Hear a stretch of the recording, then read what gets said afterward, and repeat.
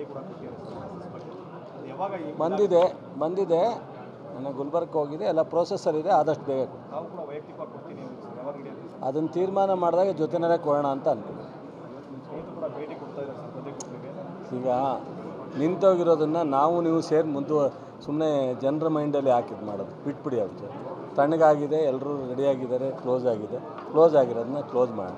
So ಪರಿಹಾರದ ವಿಚಾರದಲ್ಲಿ ಕೇಳಿದ್ರೆ ಪರಿಹಾರ ಬೇಗ ಆದಷ್ಟು ಸೊ ಅವರು ತಾನೇ ದಿವಸ ಬೆಳಗ್ಗೆ ಎದ್ದು ಈ ವಿಚಾರನ ಸೈಲೆಂಟಾಗಿರೋದನ್ನು ಪಾಪ ಅಸಮಾಧಾನದಿಂದ ಒದ್ದಾಡ್ತಾ ಇದ್ದಾರೆ. ಅದಕ್ಕೆ ನಾವೇನು ಮಾಡೋಕ್ಕಾಗುತ್ತೆ? ಅವ್ರಿಗೆ ಅವರೇ ಪರಿಹಾರ ಹುಡ್ಕೋಬೇಕು.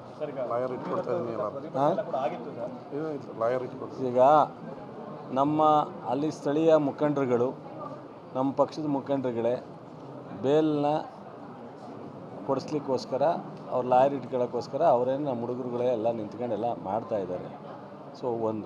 ಸೊ ಮತ್ತೆ ಯಾರನ್ನೂ ನಾವು ಅರೆಸ್ಟೂ ಮಾಡಿಲ್ಲ.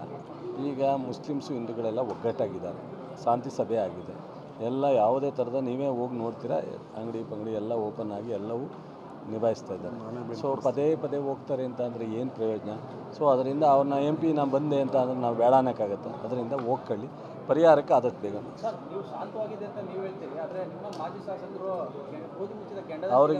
ಅವ್ರಿಗೆ SP ಅವ್ರಿಗೆ ಹೇಳಿದ್ದೀನಿ, ಬಾಂಗ್ಲಾದೇಶದಿಂದ ಬಂದವರೇ ಅಂದ್ರಲ್ಲ, ಅವ್ರಿಗೆ ನೋಟಿಸ್ ಕೊಟ್ಟು ಇದರ ಬಗ್ಗೆ ಮಾಹಿತಿಯನ್ನು ಕೊಡಬೇಕು ಅಂತೇಳಿ ಕೇಳಿ, ಬಾಂಗ್ಲಾದೇಶದಿಂದ ಬರಲಿಕ್ಕೆ ನಮ್ಮದು ನಿರ್ಬಂಧನೆ ಇದೆ.